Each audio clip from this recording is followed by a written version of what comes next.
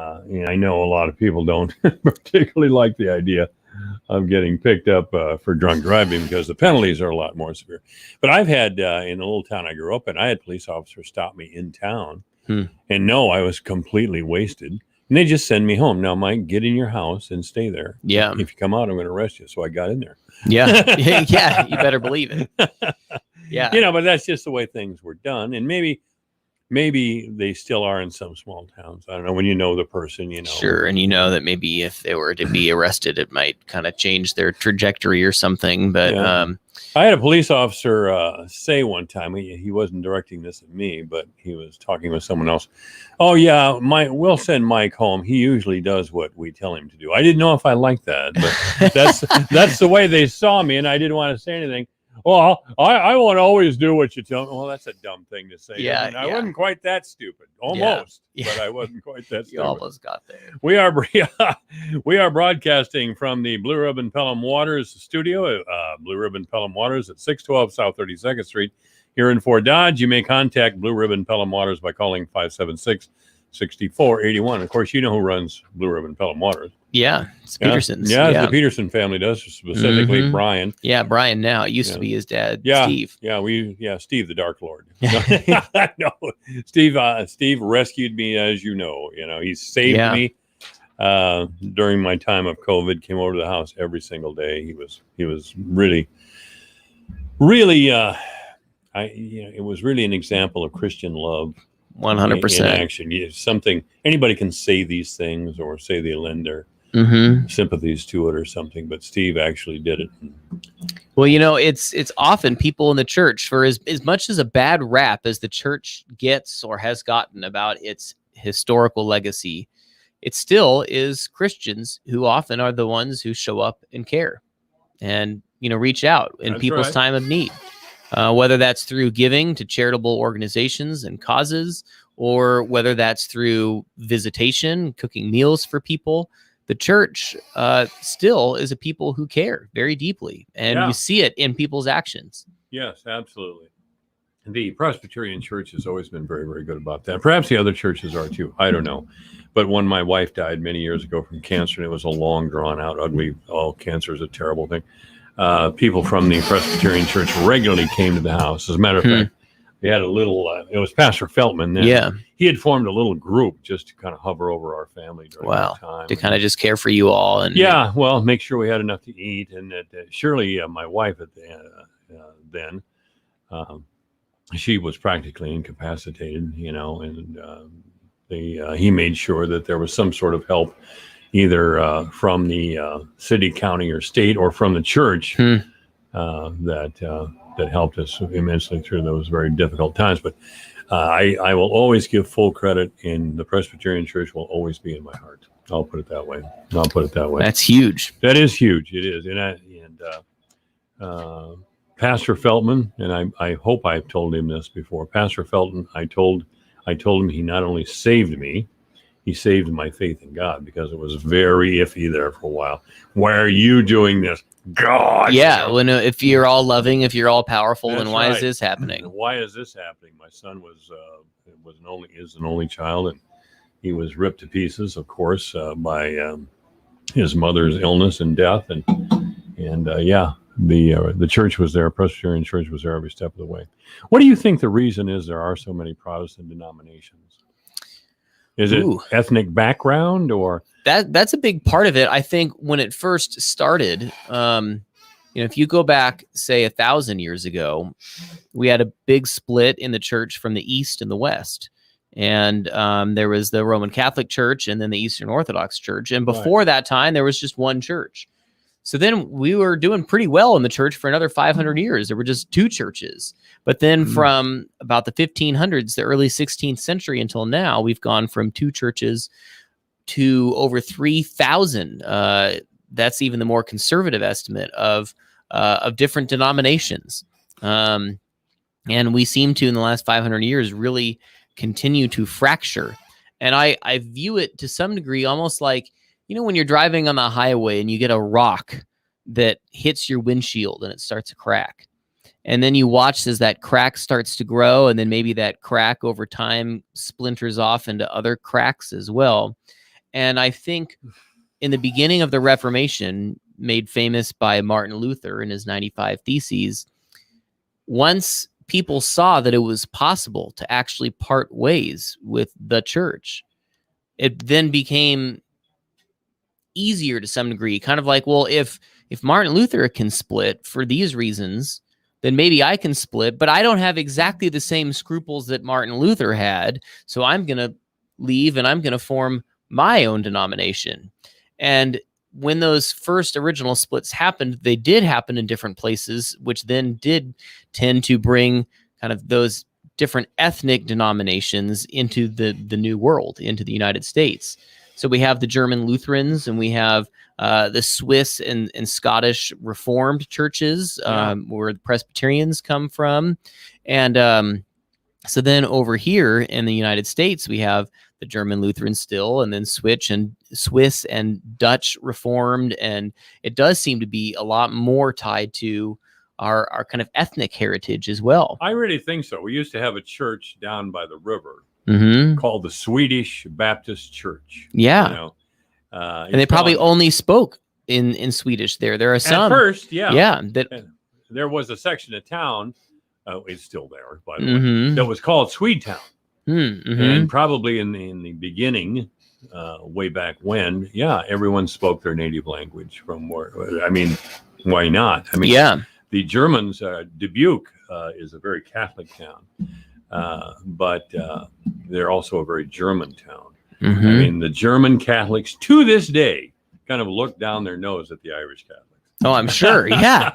And it's pretty fascinating. Like, you still have these regional differences that go back to the history of immigration, where people have come in different parts of our states and of the country. And as one from California, I never really paid a whole lot of attention to that in terms of Caucasian immigration, because for me growing up, it was either Latinos and Caucasians, and that was about kind of the extent of it.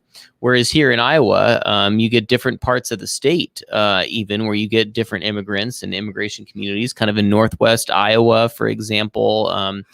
And again, with the German Lutherans and so people who harken back to those different groups, I mean, they have a rich history that they can tell you about that, quite frankly, I'm sort of oblivious to, that I've tried to learn a little bit, but it can have a huge impact on why we do church the way that we do. Oh, yeah. I mean, the African Methodist Episcopalian Church was created by white racists, so black people had a place to go. Yeah. That's the same thing with the Second Baptist Church. We have a denomination here in town that's primarily, not completely, but primarily African-American people, that was also created by the Baptists in the South, so black people couldn't say they had no place to go to church. Interesting. You know, the other denominations of Baptists at the time, and there are several, by the way.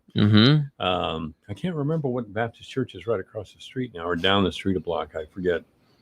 We used to have like 3 Baptist churches. There was a 10th Avenue Baptist Church. Well, there's First Baptist. First Baptist, that's what the other one was. 10th Avenue went away some years ago. Well, and there's the Southern Baptists, just in terms of kind of different Baptist denominations. There's the American Baptists, Cooperative Baptists, which I always find that one to be funny, because does that imply that the others are somehow less cooperative or something? But Anabaptists. Yeah.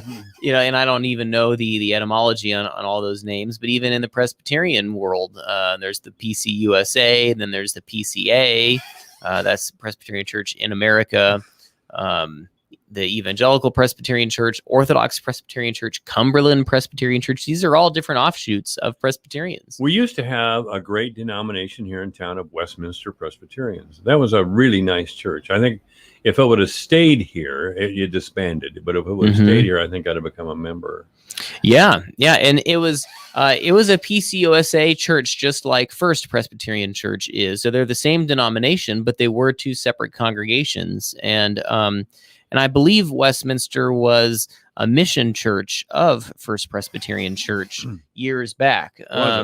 But I don't know. I should know that history better than I do, at least today, as it's not coming to me. But I believe it was a mission church that had been basically in another part of town, as there were so many Christians and people attending churches, even in a town the size of Fort Dodge, that we needed multiple churches of the various denominations to accommodate all the people going to church. Certainly.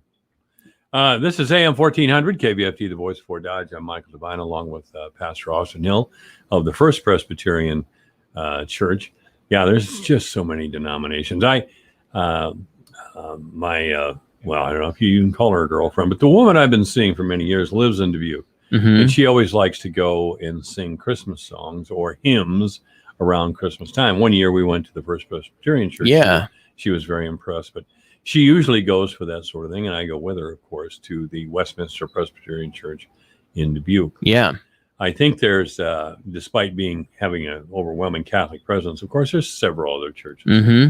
Methodist churches, I don't know, a few denominations. There's churches everywhere in that town. Yeah. Well, there's a seminary there. There's University of Dubuque Theological It Seminary. is. It's a That's- Presbyterian seminary, but I know that not just Presbyterians attend that school. So there's quite a collection, not only of churches, but of pastors or student pastors there in training as well. That's where Julie worked for 20 years. Oh, 18 really? years. Yeah, she worked in the registrar's office at UD. Interesting. And I forget who the pastor was at the time or the president of the college, but I went to a Christmas party one year and talked to him, and he was a devotee of David Feldman, who was at the time still here in town. Yeah. Yeah, Who was the pastor before you? We had a Southern guy. Jeff Martin was Jeff, here for right. 4 years. Yeah, from 2008 to 2012. Yeah, he was a good guy. Yeah, and I continue to be impressed actually by the University of Dubuque, their seminary there. I went to Princeton, and I was not all that impressed of my time that I was there. It was very academic and not all that practical, and not all that good, seemingly, in preparing people for practical church ministry. And yet, University of Dubuque, the seminary there, I think they had great education, focusing on preparing people actually to be practitioners, to actually do the work of ministry.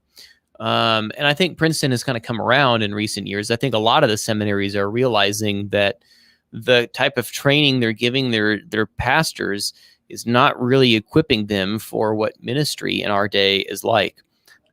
Well, that can be said for almost any school of any type. You Yeah. really don't know. I mean, you can say that about welding school. Sure. Yeah. I mean, nothing prepares you for the real world. Yeah. I mean, this is training. Exactly. That's it. Mhm. Now go do your thing. Yeah. And it's I suppose I hate to use apprenticeship. Yeah. In the way of the ministry, But no, I think there's really something to be said about that.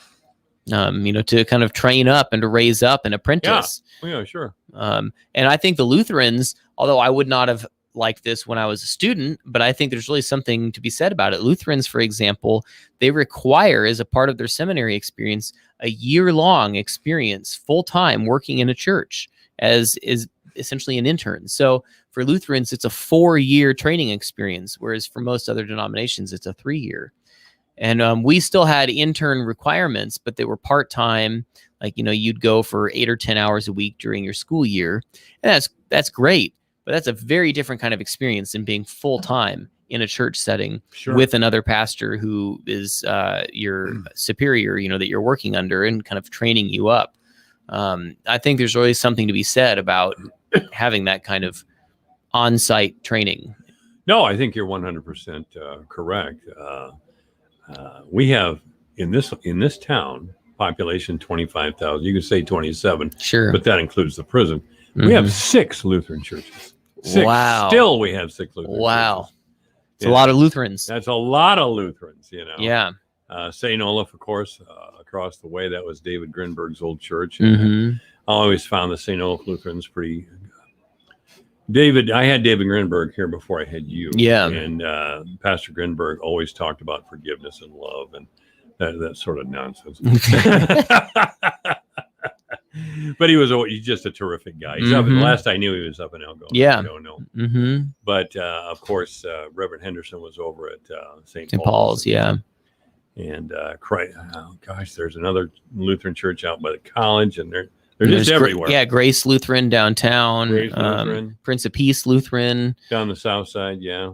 Yeah, and then I think, is it Christ Lutheran that's over by the high school?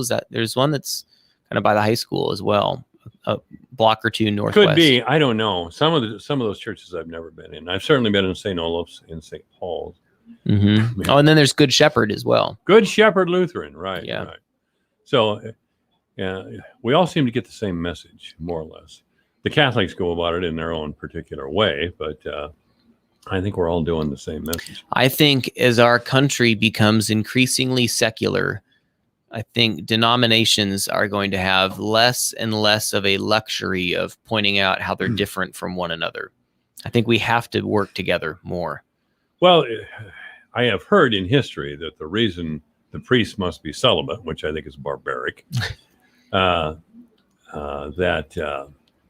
there was so many people were leaving the church during the Reformation and for several hundred years after, that the Pope at the time, and I can't remember who it was, decided he had to come down hard on differences between Catholicism and the Protestant Reformation, Yeah.